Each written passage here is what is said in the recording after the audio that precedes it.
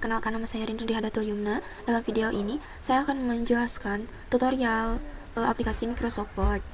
Yang pertama, buka aplikasi Microsoft Word pada laptop. Kemudian pilih blank dokumen. Karena pada tutorial ini saya akan membuat laporan penelitian, maka saya akan menuliskan daftar isi yang biasanya ada pada laporan penelitian. Nah, yang pertama itu ganti dulu fontnya pada Times New Roman ukuran 12, kemudian ketik judul atau subjudul yang akan dimasukkan ke dalam daftar isi.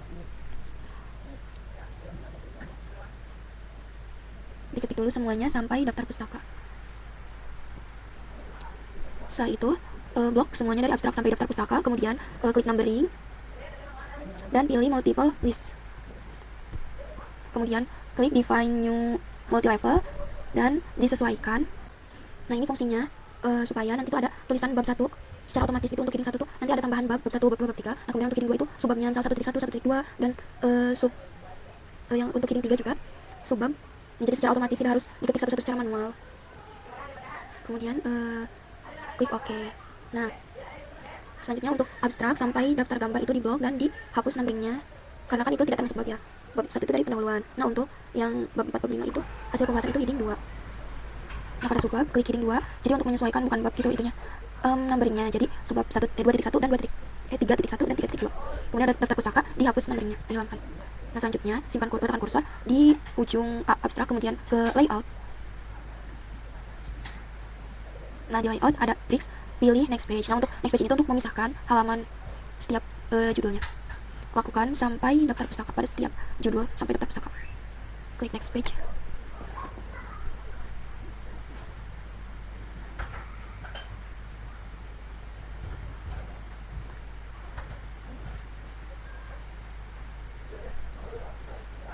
Selanjutnya membuat daftar isi. Nah, pada judul daftar isi, klik reference, kemudian table of content.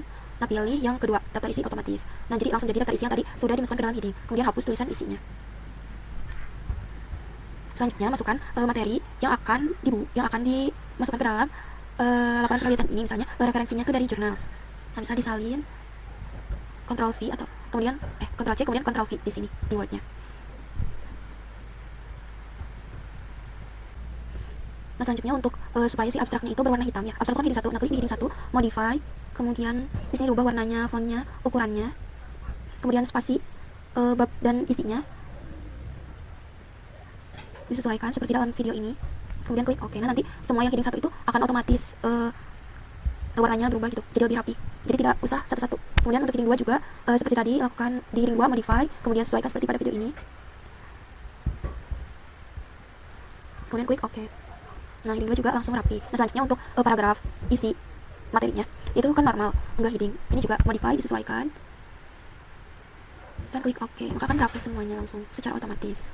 Nah, kemudian supaya ada tombol navigasi ini tuh pada bagian view, checklist navigasi. Nah, untuk memudahkan ke judul ya supaya tidak perlu scroll-scroll. Kemudian masukkan materinya. Kemudian untuk tabel, pertama tulis dulu judul tabelnya, tabel 1. Kemudian nama di kolomnya. Nah, kemudian masukkan informasi ini tuh materi ya, bisa diketik atau salin. Ya, masukkan dulu semuanya. Nah, pada bagian display ini tuh gambar. Nah, bisa pakai insert atau bisa juga disalin dan ditempel. Kemudian disesuaikan ukurannya.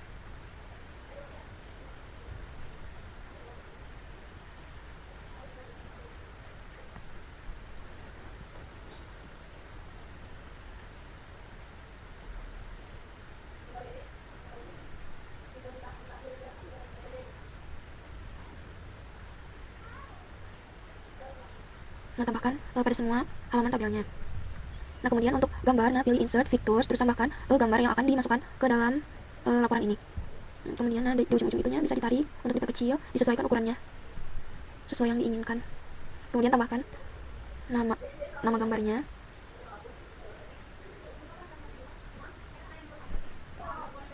Nah, klik kanan, kemudian insert caption. Nah, tulis namanya figur 1. Nah, di labelnya itu figur, kemudian nanti ada caption figur 1. Bisa ditulis. Nah, di label new label tuliskan gambar 1, misal nama gambarnya apa gitu. Dan klik OK. Selanjutnya untuk membuat daftar gambar otomatis, klik reference. Kemudian pilih table of figure. Nah, pada caption label pilih figur. Kemudian OK. Nah, langsung jadi daftar gambar otomatis. Selanjutnya Nah, untuk daftar tabel, tadi itu kan masih diketik manual. Di sini insert, untuk membuat daftar tabel otomatis itu harus insert caption. Nah, pilih tabel, kemudian tambahkan nama tabelnya apa, judul tabelnya.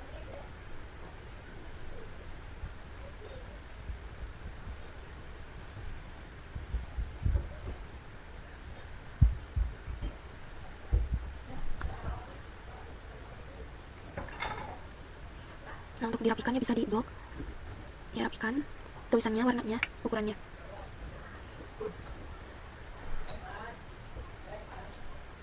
Nah, lakukan pada tabel 2, tabel 3 jika ada. Daftar gambar juga sama, insert captionnya itu di semua gambar yang ada di laporan penelitian ini atau makalah yang dibuat.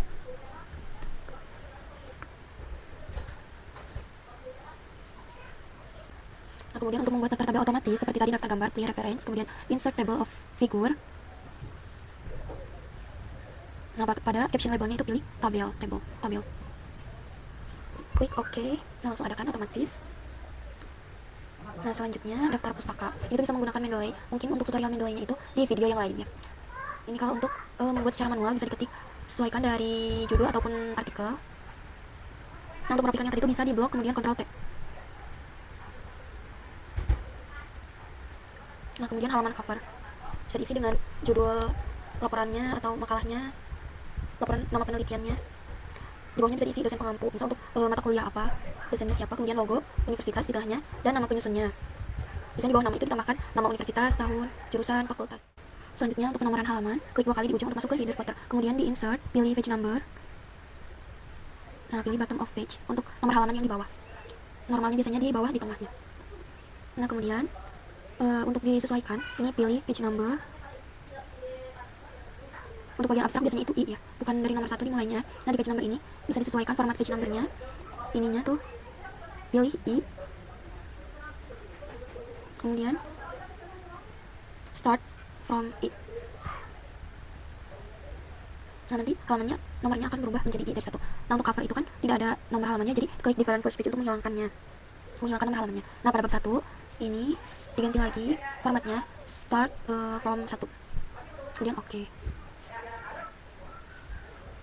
Nah, kan di daftar isi itu tidak sesuai ya nomor halamannya. Nah, bisa update table, update entire table. Kalau untuk mengubah nomor halamannya saja bisa. Nah, kemudian bisa dilihat ini sudah rapi atau belum. Kalau sudah rapi bisa disimpan dengan klik Ctrl S, nanti beri nama dokumennya dan disimpan di folder mana. Mungkin sekian tutorial dari saya. Mohon maaf apabila banyak kekurangan. Terima kasih. Nah, selanjutnya di sini ada penggunaan Origin Lab dengan saya sendiri, Kazani Haria, dengan NIM 12420808096. Pada video ini saya akan menjelaskan cara menggunakan aplikasi Origin Lab untuk mengelola data dan membuat grafik dengan langkah yang sederhana. Dan ini tuh mudah dipahami. Pertama, kita masuk ke aplikasinya terlebih dahulu. Nah, setelah membuka Origin Lab, ini tuh setelah dibuka akan muncul tampilan lembar kerja atau worksheet yang berisi kolom data. Kita perbesar terlebih dahulu. Nah, setelah kita perbesar, kita salin datanya yang akan dimasukkan. Kita salin datanya semua, kita salin terlebih dahulu. Salin.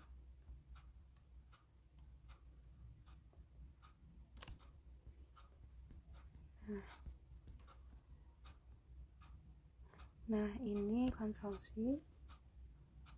Kita masukkan. Nah, ketika sudah masuk seperti ini, di sini kan hanya ada 2 kolom ya. Kita butuh 4 lagi. Kita blok saja yang paling terakhir. Kita pencet kolom and new column, yes. Nah, di sini yang dibutuhkan 4. Oke. Nah, di sini sudah nambah ya, teman-teman. Ini jadi ada 6 kolom. Di sini kita masukkan lagi data yang berikutnya.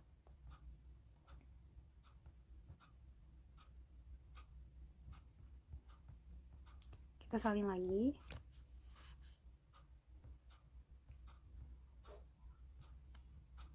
Kita salin semua ya, sama seperti tadi. Nah, lebih. Nah, sebentar. Nah, kita Ctrl C, masukkan lagi datanya ke Origin. Nah, terakhir masukkan juga datanya sama seperti tadi.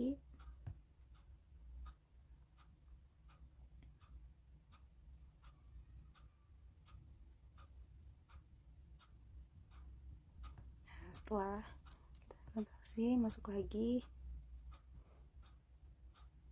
kita tempel. Nah, setelah sudah semua diisi kolom dengan datanya ini, kita blok untuk melihat grafik, kita blok semua. Nah, di sini ada plot, kita klik saja plot. Kemudian, nah di sini sangat banyak sekali ya teman-teman grafik-grafiknya, tapi di sini saya akan menggunakan ini. Klik saja, tunggu sebentar. Nah, ini muncul seperti ini, grafiknya langsung muncul. Kita perbesar terlebih dahulu. Sudah. Nah, di sini ini bisa diubah sesuaikan dengan keinginan kita. Di sini saya akan merubah jadi 2 theta. Di sini juga bisa dirubah. Intensi.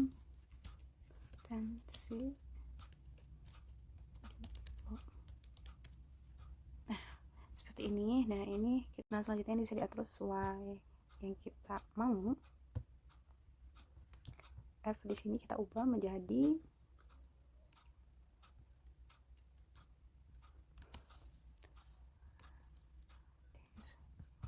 O YS Z. Nah, di sini di bawahnya kita tulis SO. Nah, setelah seperti ini sudah selesai. Nah, kalian juga bisa membuat grafik-grafik lain yang kalian mau dan disesuaikan. Tadi banyak sekali ya grafik yang bisa kita pakai.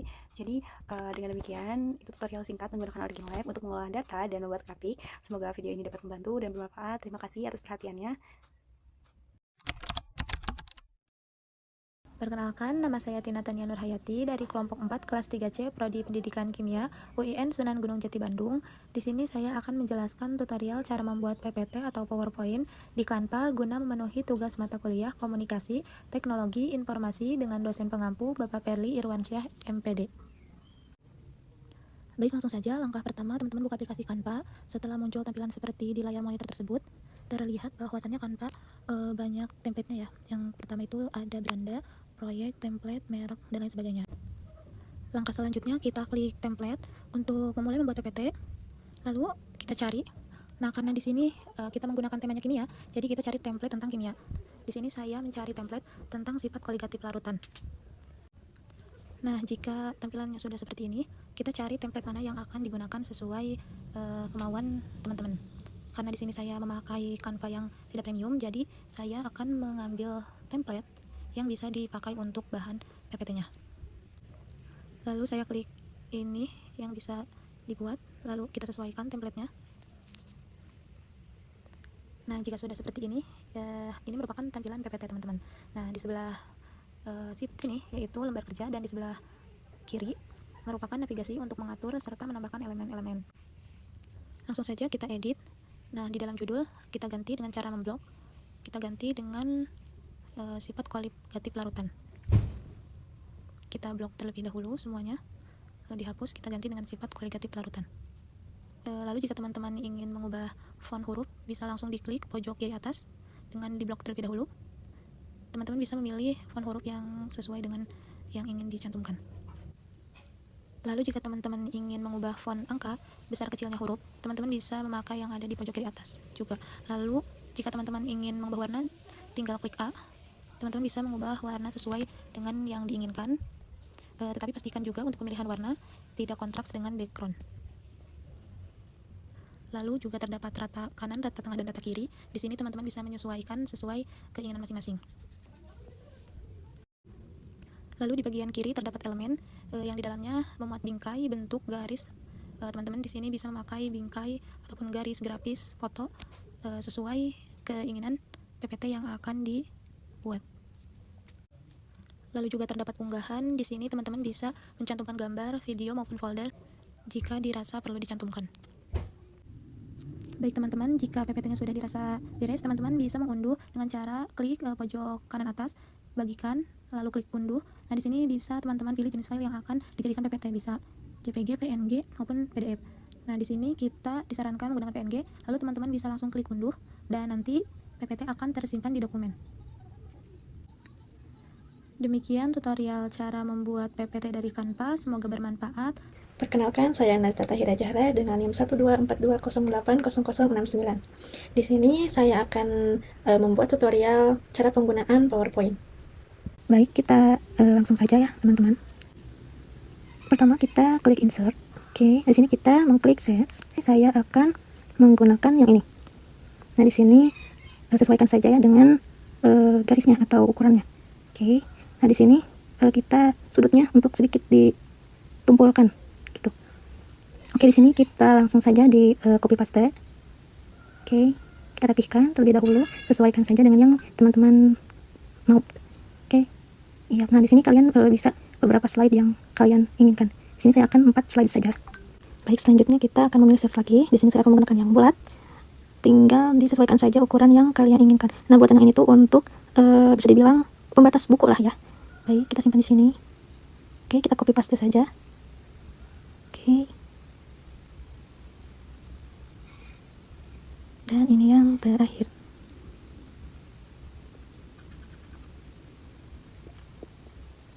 Oke. Ya.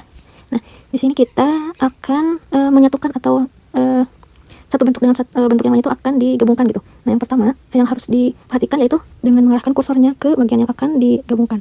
Dengan yang ini, nah, klik, pencet command, baru pencet ini. Nah, pijit. Di sini ada muncul klik onion. Nah, di sini sudah satu grup ya, teman-teman. Nah, di sini juga sama. Nah, jadi ketika mengklik itu command-nya jangan dilepas ya. Nah, itu. Oke, ini sudah jadi satu bagian. Kita di sini akan memilih warna. Kalian bisa memilih warna-warna yang kalian inginkan. Di sini saya akan menggunakannya warna hijau yang pastel gitu. Baik, di sini sudah semuanya. Selanjutnya kita akan membuat cover di sini ya, teman-teman. Boleh. Nah, kita di sini insert lagi. Kita pilih shapes. Nah, kalian bisa memilih yang mana yang sesuai kalian inginkan. Oke, tapi boleh juga bisa langsung menambahkan text box. Nah, text box. Oke. Nanti kita tulis sesuatu di sini sebagai covernya. Contohnya welcome. Oke, kita blok dulu. Ganti dulu. Nah, ini ukurannya boleh sesuaikan saja, teman-teman. Oke. Nah, oke, di sini kita bisa memilih spasinya gitu atau paragrafnya. Nah, kita pilih yang ini saja. Terus kita bentar. Nah, kita pilih warna terlebih dahulu. Kita pilih yang coba yang mana ya? Nah, ini lucu. Nah, setelah itu karena ini udah menjadi cover yang pertama gitu ya, kita akan membuat slide yang kedua gitu dengan duplikat. Klik dulu. Nah, di sini ada copy, duplikat. Nah, seperti itu. Nah, untuk yang slide yang kedua ini kita akan membuat yang halaman 1 misalnya tuh. Oke. Kita geser dulu ke belakang. Nah, di sini kalian harus memperhatikan rangkaian ataupun posisi animasinya gitu. Oke. Nah, jadi seperti ini ya. Baik. Nah, untuk halaman yang pertama kita akan memasukkan misalnya foto ya. Nah, di sini kalian tinggal klik saja atau pilih terlebih dahulu mau yang mana. Misal kita pilih yang ini saja. Insert. Nah, di sini akan muncul seperti ini ya, teman-teman. Kita perkecil saja. Baik, di sini saya contohnya akan membuat ininya ya, belakangnya gitu. Contohnya yang ini, yang bulat. Boleh sesuaikan saja. Oke. Nah, ini untuk bisa dikedepankan, klik yang ini dan bring. Oke, nah jadi fotonya di depan gitu posisinya. Oke, di sini kita ganti dulu warnanya. Nah, ini pas. Oke, contoh di sini kita menulis sesuatu ya, teman-teman. Boleh langsung di bentuk ininya ya, tinggal klik saja 2 kali ataupun bisa menggunakan text box. Oke. Contohnya yaitu aduh. Nah. Oke. Oke, seperti ini ya, teman-teman contohnya. Kalian bisa menambahkan yang lainnya lagi seperti animasi ataupun foto-foto yang lainnya ataupun icon. Nah, boleh ya, klik. Nanti kalian tinggal scroll dan pilih sesuai yang kalian inginkan. Contohnya yang ini. Nah, insert. Oke, kita simpan di atas aja deh. Nah, di sini. Oke, kita pilih warna terlebih dahulu.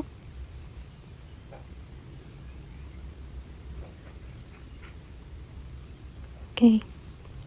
Nah, jika sudah, nanti kalian slide-nya tinggal diduplikat lagi seperti yang slide awal ya, teman-teman. Nah, tapi sebelum itu kita membuat contohnya nomor halaman di sini. Oke, text box. Angka 1. Oke.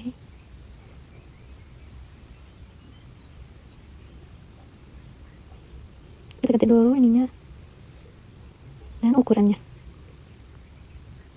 Untuk warnanya kita pakai warna yang ini. Ini terlalu muda. Oke. Nah, ini saja. Ya. Oke, selesai untuk slide atau buku selanjutnya. Oke, di sini kita tinggal klik lagi dan duplikat lagi. Oke. Nah, di sini kalian boleh ya untuk dihapus saja. Nah, di sini kita akan memindahkan yang kedua. Nah, di sini nanti kalian bisa menambahkan elemen-elemen yang lain ya, teman-teman. Nah, contohnya seperti ini ya. Oke, baik, seperti biasa kita lanjut ke slide berikutnya. Tinggal diduplikatkan lagi. Begitupun dengan slide-slide selanjutnya ya, teman-teman. Boleh menyesuaikan saja dengan tutor yang sebelumnya. Nah, oke teman-teman, di sini semuanya sudah saya dekorasi ya, teman-teman. Nah, untuk transisi, boleh kita klik yang transition. Nanti kalian boleh memilih yang mana saja yang kalian inginkan ya. Di sini saya akan menggunakan yang mark. Oke. Dan begitupun dengan slide-slide yang selanjutnya. Oke, semuanya sudah. Mari kita lihat transisi yang telah kita buat. Oke, teman-teman. Kita mulai. Nah, akan jadi seperti ini ya.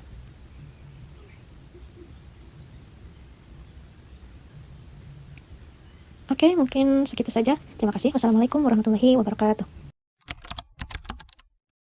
Perkenalkan, saya Amelia Khoirunisa. Di sini saya akan membuat tutorial bagaimana cara menggunakan aplikasi CamDraw. Nah, pertama-tama kita buka terlebih dahulu aplikasi CamDraw-nya.